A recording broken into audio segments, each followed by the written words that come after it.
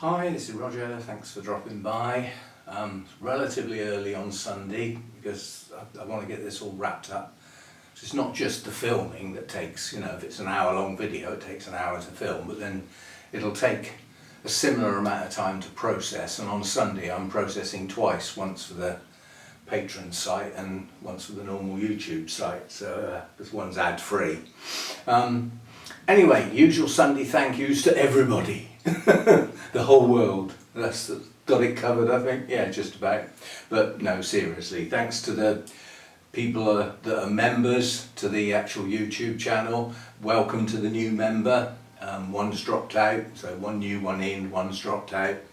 That's something I discovered as well on YouTube with the memberships. I can list my current members, but I can't find out who's left, which is odd. No, church bells, it's that time of day again. Yeah, but anyway, thanks to the new member for joining in. You're welcome. And thanks to the patrons for hanging in there. It's all good stuff. And as I said, the bare minimum is watching the video. It's the least anyone can do that's like costs nothing sort of thing, but it still helps the channel, believe it or not. The views are important nowadays, the way YouTube's swung it all around the other way. So yeah, just watching the videos is a help. Doing the old thumbs up, becoming a subscriber if you're not already subscribed. All these little things collectively add up to helping the channel grow. And while it's growing, YouTube take notice of it. That's just the way it works, although it is more geared up to the people that watch the videos nowadays. I mean, the YouTube channel that will get the most attention is not the one that necessarily gets the most views, but what attracts YouTube is when an individual picks on a channel video from the selection offered by YouTube. In other words, it gives YouTube a tick for actually selecting something that this viewer is interested in, so it gives itself a little bonus there. And you select that video, and as a consequence of selecting that video, you not only watch it, but you watch another one from the same channel, and possibly even that's the idea. That's what really attracts YouTube's attention, is somebody who watches perhaps as a brand new viewer to the channel and watches subsequent videos on that channel, possibly subscribing at the same time. That's what YouTube wants. It wants to hold people in its environment. And if it holds that person's attention by watching lots of videos, which some people do, I mean, I'll often leave a playlist running. I'm not necessarily watching every minute of it, but it's on. YouTube don't know I'm not sat there watching the screen, like glued on. They don't know that. So, yeah. So, that's something else you can do if you're doing your hoovering or cleaning upstairs or something like that. Stick one of the channel's playlists on and just let it run on your laptop. Not necessarily on your phone if you're using your data up. I don't want to spend people's money. Anyway, so thanks to everybody who helps support the channel in whatever way you do. It's greatly appreciated. Right, that's that. Starting the spotlights again, what do I mean?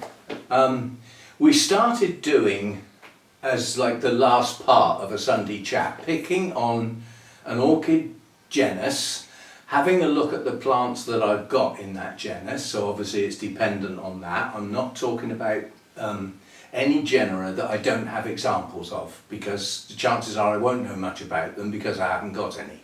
I tend to do my research and my work on plants that I'm either about to get or have got. We started having a look at the genus on Sundays.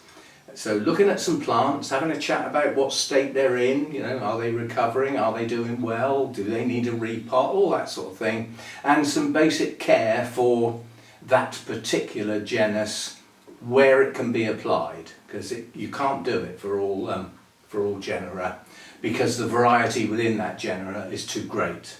So you can't say, You know, like these need this temperature range when some in the same genus actually need a totally different temperature range. For example, in the Dendrobium genus, there are warm to hot growers and cool growers. So you can't offer a care guide to the genus Dendrobiums. You've got to get down a bit more specific. So that's what we'll be doing. That will be the last part of the video. The first part is always the thank yous on Sunday. We've done that. Tick. Next is news and views. Probably haven't got any views today because that would that would be classed as getting me started, which we don't want to do. But yeah, Orchid Society meeting on Saturday. We had an in-house talk. All that means is we haven't paid for somebody to come in from outside to do the talk. It's one of our own members, and it was titled A Beginner's Guide to Growing Odontoglossums Under LED Lights. Now, strictly speaking, that wasn't the total content. There was a lot of tongue-in-cheek. So thanks for that. Quite honestly, when it's all serious, you tend to nod off, don't you? So there was some very light-hearted bits in it, which I always enjoy. I would try and do that myself, but yeah, that was good. And it wasn't specifically odontoglossums. It was more Oncidium Alliance, but it was just going over the concept of the setup and this concept of vertical farming that's becoming the rage. And quite honestly, if we're going to survive and have fresh food without the transport costs, then we've got to use our piece of land better.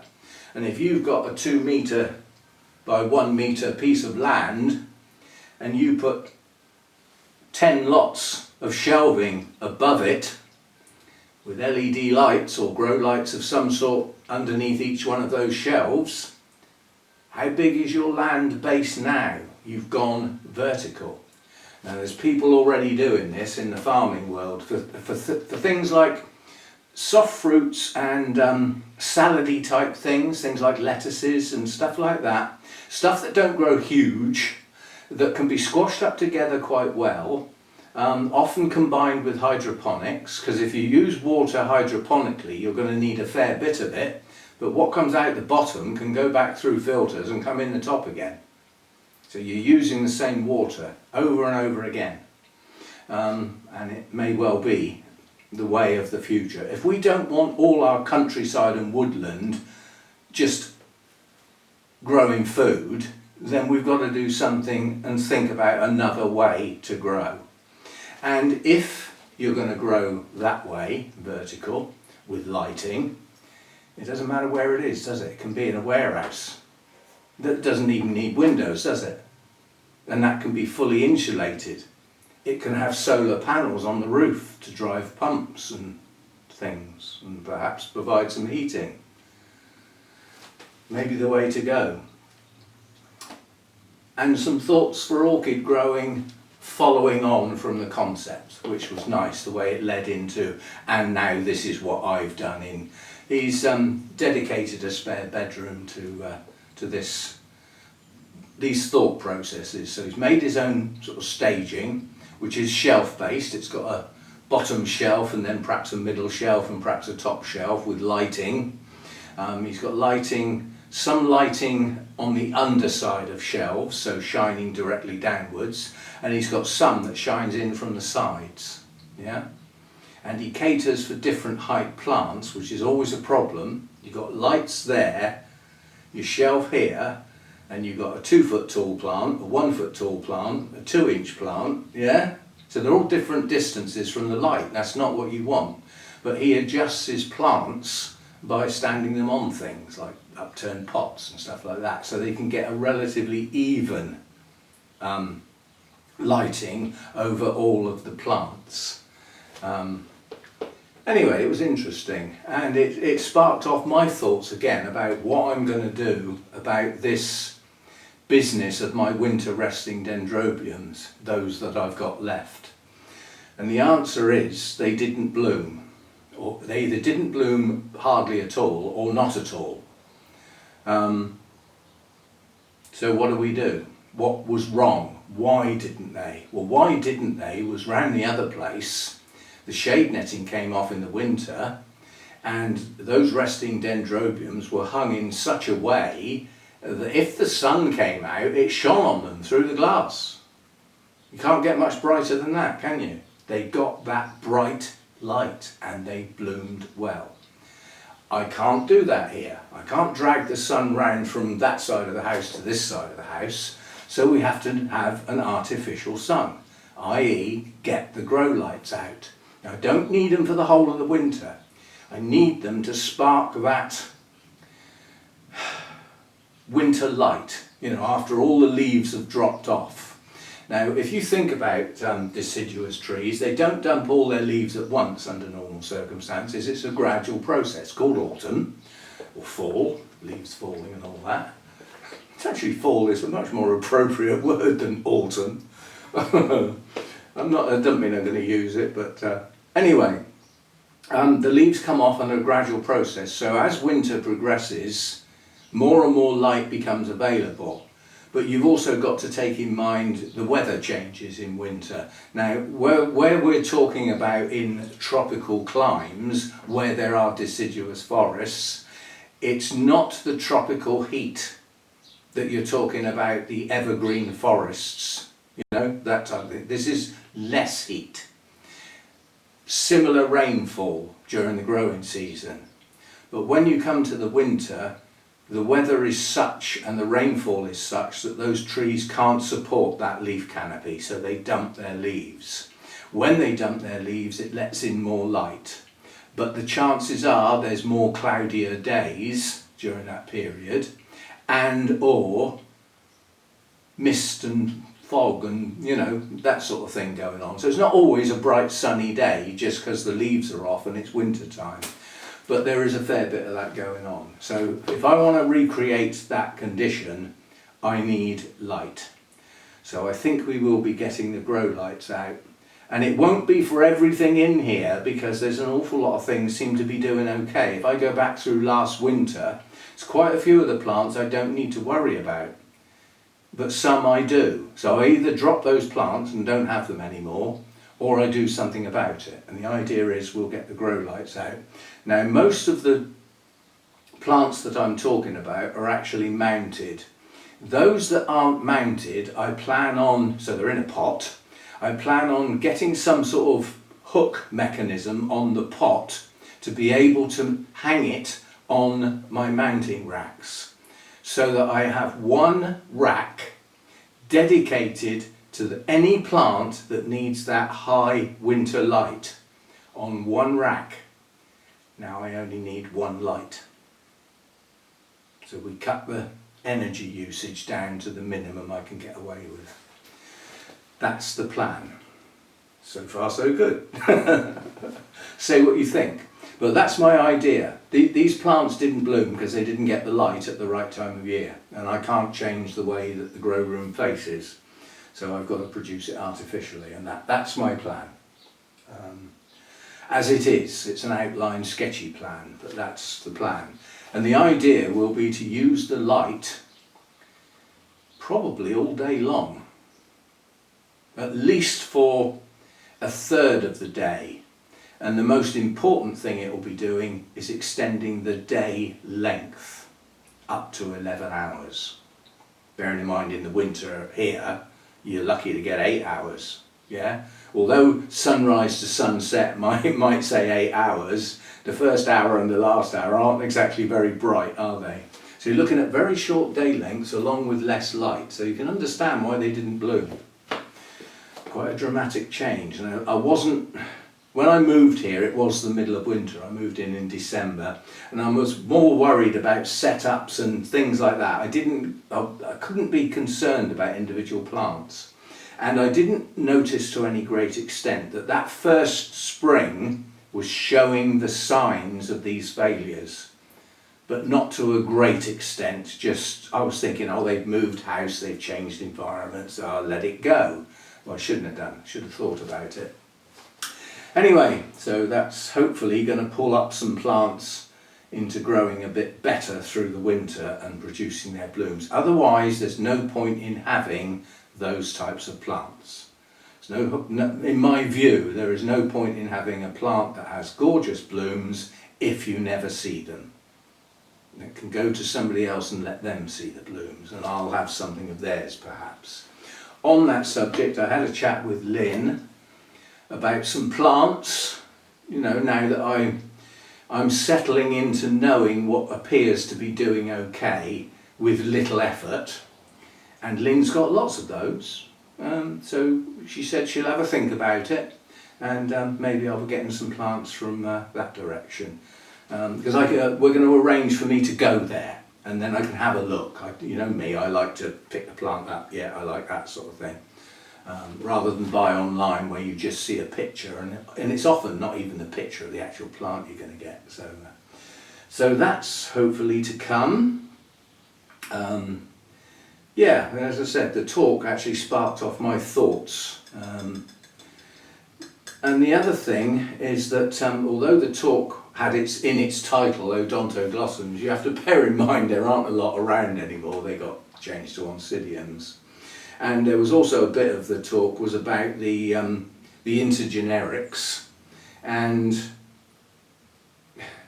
the content of which has had its names changed. So if you had an intergeneric with 3 individual genus representatives, and one of them changes its name, often to one of the others, it's now only got 2 instead of 3.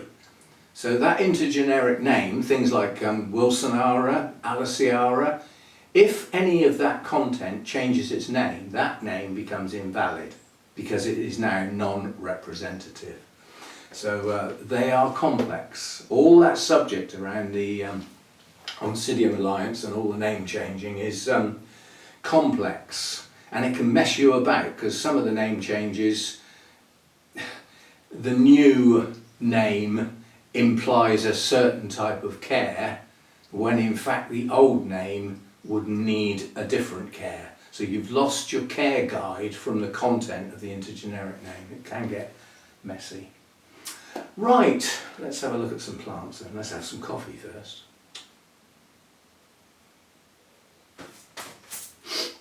Sorry, it was a bug. I don't think it drunk much. At least I think it was a bug. It's more likely to be a bit of bark or something flying around. Right, the 2 genera we're going to look at, they are both Oncidium Alliance and neither are Oncidiums. So we're going to look at Brassias and Miltonias. Now why have I picked those 2? I didn't hear anybody answer. Come on, keep up. The reason is they both need similar care, so they can go together. Where one will grow, the other will probably be successful as well. That's what I'm getting at with the Oncidium Alliance. There are some others in the Oncidium Alliance that you wouldn't put with these, because they need quite different care, but these 2 can go together. And most of these are in a state of, I will say repair. Both of these types of plants have a tendency to have rampant rhizomes. So the next bulb along the rhizome is quite a long way away from the previous one. And they often climb, they tilt upwards. So they have a habit of trying to escape out the side of the pot. So they can become very large in the circumference, the amount of space they take up, for not that many bulbs. And they come over the edge of the pot. So they have to be controlled. And the only way I've found to do it is to actually break them up into, take those bits that are trying to get over the edge of the pot, cut them off, put them back in the middle and start them again. You lose a year's blooming, possibly 2, but you will get a stronger, better plant at the end of it, because they start looking quite straggly when they get all spaced out like that. Okay, right, so let's have a look at a couple then. Right, so this is a Brassia, this is Santa Barbara, came from Burnham's, and it's quite badly desiccated. and it got like that because the media went off basically and I hadn't noticed, and obviously the roots weren't working properly. You've got to keep these hydrated when they're growing or they will lapse. And if they start to desiccate a bit and you deal with it, they'll often plump up. But if you let them go too far, they will never plump up. So they end up not being able to store anywhere near as many nutrients or as much nutrient or moisture. Now these pieces are just sitting on the top of the bark, only just on it rather than in it. But what I'm doing with this one is what I'm doing with a lot of them is these were the end pieces, so I've taken them off, put them in a pot to get some nice strong new growths, which I'm now getting. Along with the new growths are new root systems. Yeah? So that's what this is up to. It's got little new growths around the back here, tucked in there, and some around the front. So there's at least 4 new growths on there anyway. And they'll push on, and this is the way I work with these when I do this. These growths I will try and grow as large and strong as possible with as good a root system as I can get. If they attempt to bloom, I'll stop them. When those are mature, you can see by the shape of the plant that one growth will often produce 2 new ones if it's strong and healthy. So from these 4, we might get anywhere between 4 and 8 next time round, and they will have room to grow in this pot. Yeah? Now the other thing, if you're going to apply this principle, is that plant low in the pot, because if the bulb has a tendency to climb, yeah, you've got room to tuck some more media underneath and build it up so that the roots get into something. Whereas if you're already right at the rim of the pot, you can't do that because it'll all fall off the sides when you water. So that's the concept. We get these growths and their new root systems as good as they can be, don't let them bloom, and then work on the next set of new growths that follow on, backed up by some nice strong new bulbs. That's the theory. So that's that Brassia. I've only got one other one. And this has just had the same thing done to it, and this is a species, although it's a named variety. This is Vericosa and it's Sea Breeze. And again, you can see I've taken the leads off. Now in this case, on this plant, not all the old bulbs were desiccated. Nice big fat one there with a lovely big new growth coming off of it. A not so good one there, but with a nice new growth. A pair of bulbs here with a nice new growth. A pair of bulbs here with a nice new growth. So we've got some backup bulbs that are not totally desiccated in this case, and nowhere near as bad as the other one.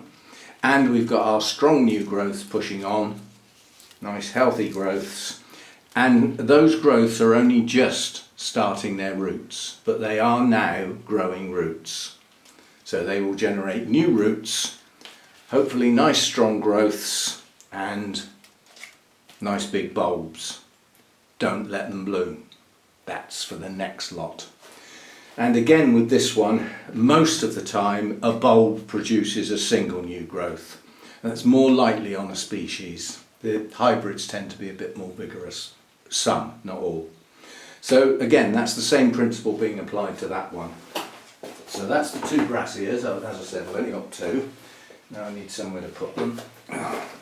Floor for now. All bending. Well, the trouble is, if I don't do any bending, when I have to, I'm not practiced, if you see what I mean. I need to practice. It's more my knees nowadays than my actual back. Right, so that was the Brassias. Now we'll move on to the Miltonias. But before we pick up any more plants, just have a chat, quick chat about what they need to grow well. They come into the same category as most orchids. They will have periods when they're not growing. When they're not growing, don't chuck loads of food and water at them because you'll waste it and you could rot your roots, especially if your temperatures are cool. Yeah? So if they're not growing, don't keep them wet. Yeah, get them right to dryness virtually. But don't let the bulbs desiccate. Don't remove water completely from them. There's a balance there somewhere along the lines. When in active growth and producing new bulbs and new root systems, feed and water well. Don't let them get dry. You know, they can head towards dryness, but then stonk them up. And keep the feed level reasonable. You know, they don't need a high level of feed, but they need some when they're in active growth because they're using all that energy.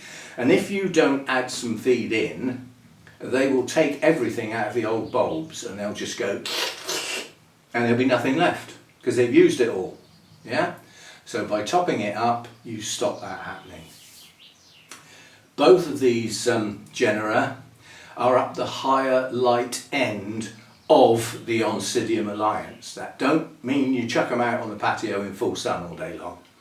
If acclimatised, you might get away with it. Some people keep Oncidiums outside in places like Florida.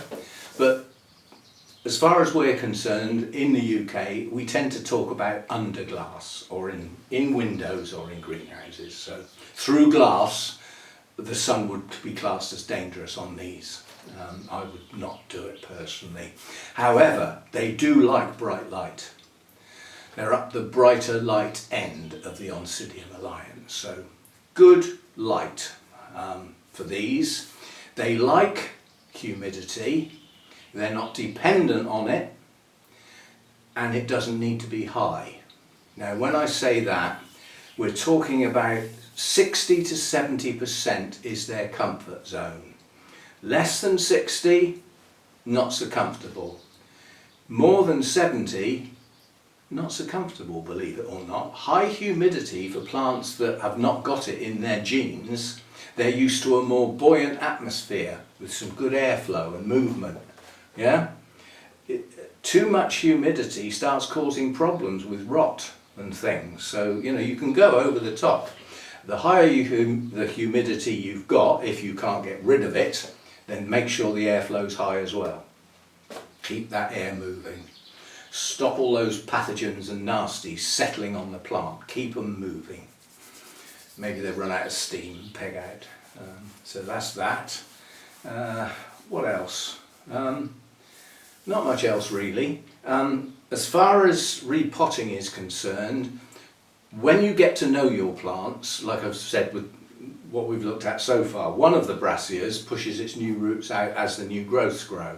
The other one, the new growths have progressed quite a bit before the new roots come. I now know that, so I can apply that to my repotting logic because I can predict when the roots are going to grow. And if you can repot just before that time, you're less likely to damage those delicate little new root tips. They break off so easily. But anyway, when new roots are either about to form or have formed is the time to repot. Perfect time. If you have to do an emergency repot because you bought one and the media is manky, then do it. Don't put it off because it doesn't seem to be the right time, because you may lose the few roots that you've got left. If you're buying some of these intergenerics from the mass production units in Germany and Holland, places like that that have been brought into your country or whatever, they may not be in a strong, healthy state, and the media is likely to be already starting to go off. So you might need to repot. Some people repot as a matter of course. It's a new plant, I don't care, it's going to get repotted. So that I know what it's in, and I'll worry about if it's not the right time, you know, as and when. But you can, you know, you can set plants back quite a bit. So I was whittling my fingers around and wondering why. It's because I haven't got that in my hand. Yeah, I mean, you can set plants back quite a bit by repotting at the wrong time and losing the few roots you had and ending up with an almost rootless plant that you've then got to totally regenerate again. So, you know, you can set them back if you get that wrong. So try and get it as near to the right time as possible. As far as media is concerned, I'll say it now, out loud and on film. Orchids will grow in practically anything that's not toxic. So choose a media that suits how you grow in your environment. considering the type of plant. Now, both of those Brassias that we've looked at have quite thick fleshy roots. Giving them a fine media that compacts is not a good idea.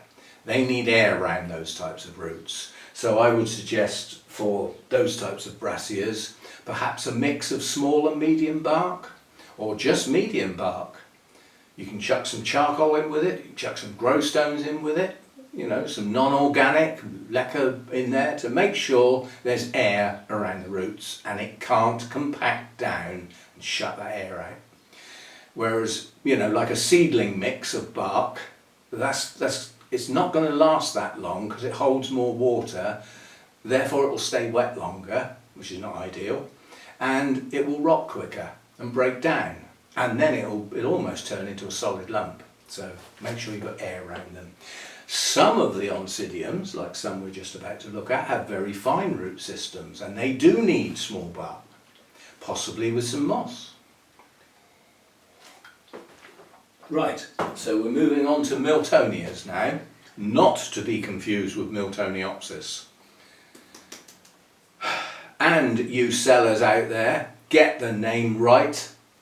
I've had a go at one in the UK, and they backed up and justified that that was the label that was on there when they bought it to sell on. I don't care. Do your customers justice. If it's a Miltoniopsis, say so. They're cool growers, they're shady growers. They're not Miltonias. Get it right, it's important. Not even the same coloured leaves, they look quite different as well. Anyway, Miltonias, I've got a few. Now this one is recovering purely from a bad repot, my fault. And this is in a mix of the Welsh moss and bark, so there's a bit of extra moisture around the roots to get a new root system going, which it is doing. Now we've got slightly desiccated back bulbs and two strong new growths, and I've picked it up and I've just noticed that there is a spike on that growth. Now this is all one plant. I've now got to make a decision. How much strength will that spike take out of that plant? And I think I will probably make the decision that I'll let that one bloom, but if that one tries to, I'll stop it. So, you know, we've got 1, 2, 3, 4 back bulbs here. They're all linked. There's not two plants, it's just got two leads and two new growths. I doubt if that will have more than 2 or 3 blooms at the most. It'll be a weak spike. But I haven't seen the blooms on this for a very long time. Now this is Miltonia Summer Glory, and they are attractive blooms, so we will get to see those soon. State of recovery, let's see, will it lift out of the pot gently? Yes. The roots are just growing, and that bulb is almost mature and is starting to spike, and the roots are just growing now. You've got to know your plants, yeah? So that's that one, little one. That's its size basically. And then this one is one that probably some of you may even have. This is Miltonia Sunset. I've had this one absolutely ages. It was absolutely infested with fusarium at one point. I even started a playlist for it to actually show the treatments and everything. Which is still there if you want to see it. So I'm just checking, we have started to get some scale getting going again, and I'll explain why. Because the hot box seems to be doing quite well, except for the fact I can't use it. I'm not that happy with the principle of leaving it running while I'm in bed. It's not my place. If something goes wrong and it starts some sort of fire, I'm in real trouble. So I need to be able to be around and see it. And unfortunately during the day, what have we had recently? Hot weather. What must you have running in hot weather? Fans to help keep things cool and keep that air moving. And the hot box needs still air. I can't run the hot box and the fans at the same time. So given that the weather seems to have broken and we're into, you know, more unsettled weather this coming week, the first opportunity I get, the hot box will go on. I've been neglecting it because I haven't been able to run it because I'm not prepared to have the fans off for any length of time. Anyway, Miltonia Sunset. So what's this one? This is 2 plants, and each one has relatively plump bulbs. They haven't desiccated, and each plant has a new growth. I haven't made the decision yet, but if you take this new growth here, it's backed up by a bulb that's plump with leaves and 2 more bulbs that are plump. So there's 3 back bulbs and a new growth. The other piece only has 2 back bulbs, but one of them has got all its leaves and it's a nice strong new growth. I don't know whether those new growths are going to bloom. They might attempt to, and as this is separate plants, I'll have to make the decision on each one. The one with the larger number of back bulbs would be able to spike and not drain the plant. The other one possibly not. So that's that one. That's the little ones. Then we get on to the big ones, and these are a set of 3. I keep them as a set of 3. That's how I see them. You know, I always think of them as these are 3. They were bought roughly the same time. Right, now I need to get them out of their black pot. Right, so now this one is actually a hybrid, but the label says spectabile, Miltonia spectabile. It is a hybrid, it's not the true species. There's something else in there, unknown, but it's not the pure species. All of the end growths have been taken off, so I'm holding this very still because they're unstable, they haven't rooted yet. So they're only just sat in there. And this is my odontoglossum mix, as I call it, which is sphagnum moss, small bark and perlite. And it appears to be excellent at generating root systems, and that's what these need. So what's happening here then is you've got individual pieces which in the main are a single bulb. In fact, they're all a single bulb. Nope, there's one with 2. And funny, the one with a leaved back bulb and an additional back bulb has got 2 new growths. All the others with a single back bulb have only got 1. But they're all doing what I want them to do. They're all producing a new growth, and although you can't see it, there are new roots just starting on those new growths, except this one, which is way behind the others for whatever reason. So those come into the same plan.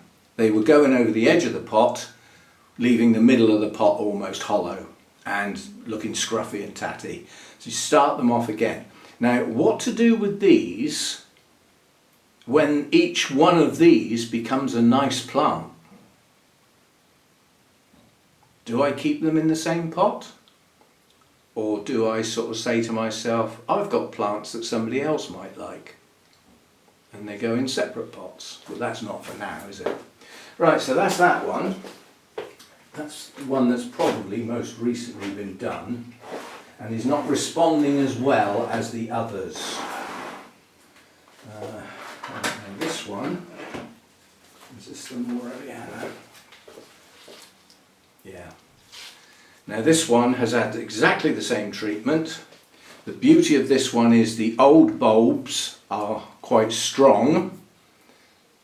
There's one there's got a brown patch on it. I will cut that. Put some cinnamon on it.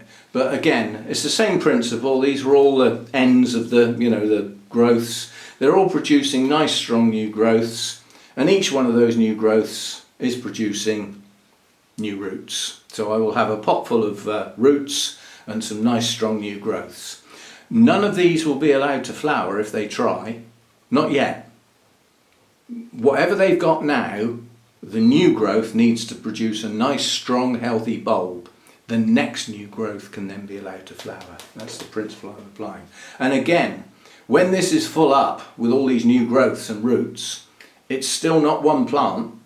It's still whatever it is, 1, 2, 3, 4 I think in there. Yeah? So it's 4 nice individual plants next time that gets repotted, should I choose to do so. And then the other one that is struggling, this one has had the same sort of principle applied, but it's not responding very well. And this is actually a species, and that might be why. This is Regnellii. And they're all Miltonias, by the way. So this one again, lots of individual plants, new growths are pushing on. All the individual pieces were put back against the pot so that the new growths all had plenty of room to grow, including their next new growths. This one here has got a new growth here and here, so this one's producing 2.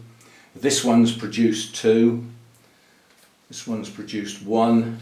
So they're at various stages, but they're not rooting as well as I was expecting yet. Maybe they will push their... I mean, this one's showing new roots coming out. This one's not. No sign of any roots under that one. So, not quite sure why that one's not growing as well as the others. But nonetheless, the new growths are pushing on.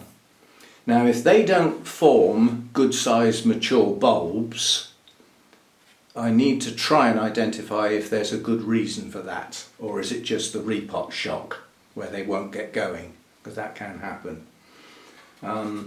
So we shall see.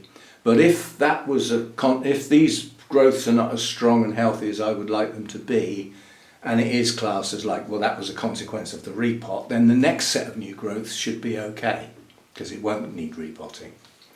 Right, so those are they, Miltonias and Brassias. Similar placement to apply similar care. There's the need to differentiate between the two only comes when they flower. Miltonias tend to produce a slightly arching spike, sometimes branching depending on what it is. Some don't have lots of flowers and that's how they are, and some have quite a lot. It depends what they are.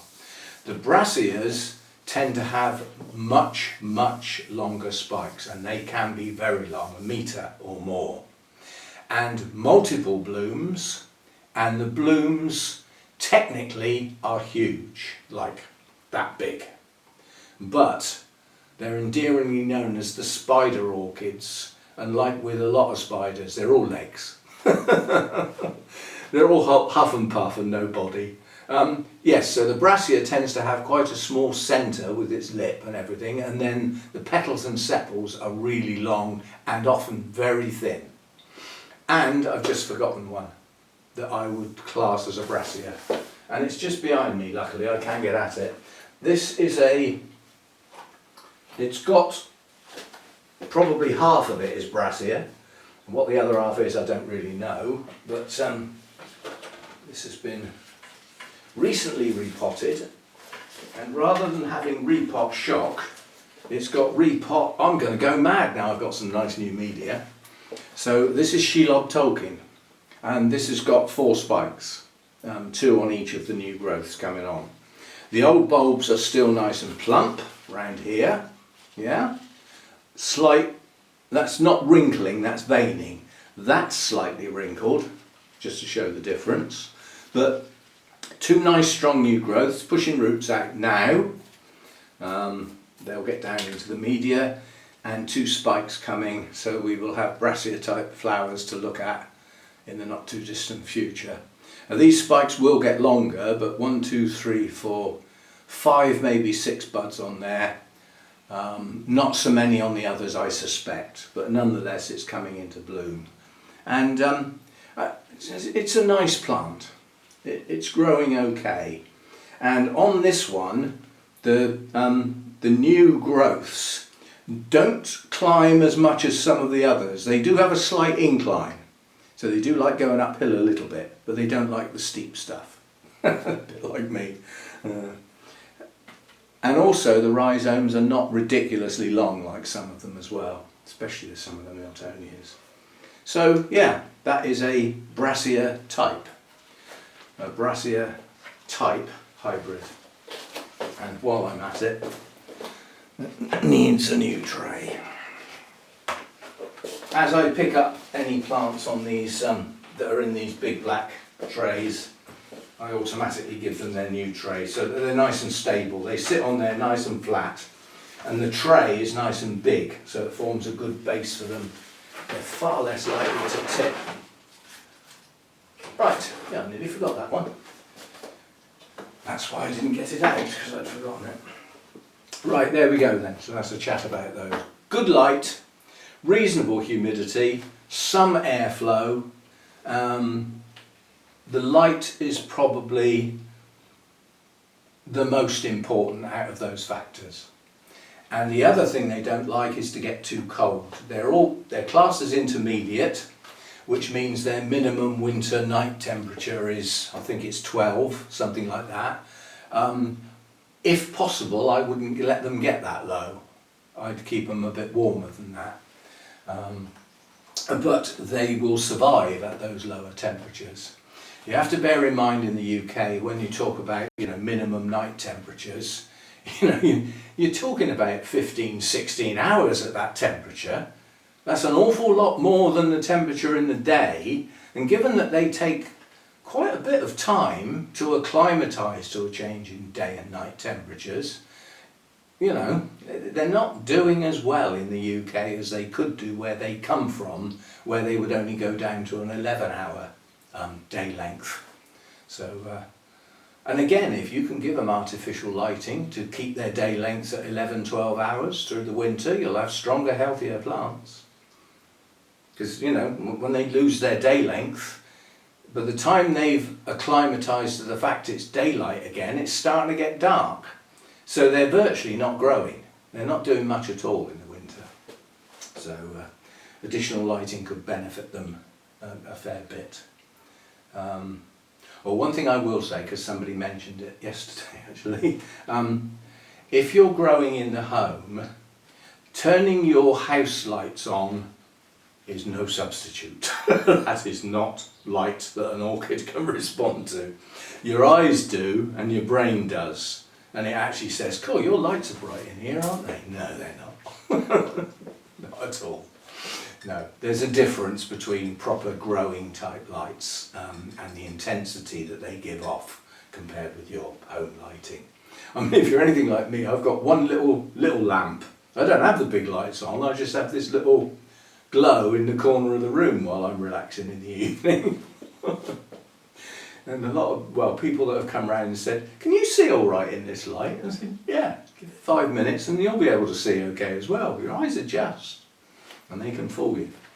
So that's a chat about those two. And say if you like this idea, because we will get to the point where I'll have to go back round again and go over the same genus, the ones I've already covered, because I haven't got an infinite number to be able to do something different every Sunday. And if I'm going to do it every Sunday, we will run out. But we haven't run out yet. And by clustering together, if I've got a type of plant that I've only got one of, I'm looking at one out of the corner of my eye, well, that's not going to last long, is it? But mixing a couple together for a reason that sort of makes them go together might be a reasonable idea. So say if you like the concept of doing this on a Sunday, or would you prefer it as an entirely separate video? I can do either or, that sort of thing. Anyway, that's it. I expect that's been going on far too long. So be it. It's Sunday. The length of the video on Sunday I don't worry about. It can be anything from 30 minutes to over an hour. Not much over an hour. I get a sore throat. But it can be quite a long video, and lots of people have said they like the long videos, especially the Sunday one.